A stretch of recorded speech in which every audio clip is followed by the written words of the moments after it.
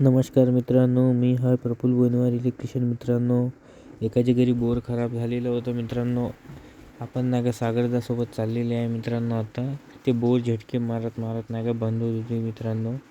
थोडा झटके मारत नाही का बोरमध्ये नाही का प्ले होतं मित्रांनो. बस त्यात वायसर टाकलेले आहे. आता नाही का वायसर टाकून पुरा नाही का थैली वगैरे लावून नाही का मित्रांनो एकदा चेक करू बोर नाही का.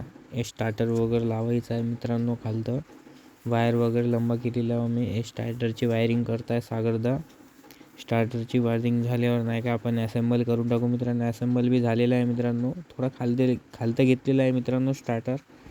चला आता बस नाही का चेकिंग वगैरे करून नाही का चेक करून चालू करून पाहू मित्रांनो. चालू झालेला आहे मित्रांनो स्टार्टर.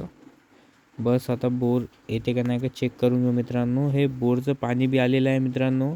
चांगला वर्क करताय मित्रांनो. चला मित्रांनो आपण चालले जाऊ. आता बोर तर झालेला आहे मित्रांनो. सागरदा आपल्याला सोडून देते मित्रांनो. नंतर आपल्याला रेग्युलेटर चेंज करायला जायचं आहे मित्रांनो.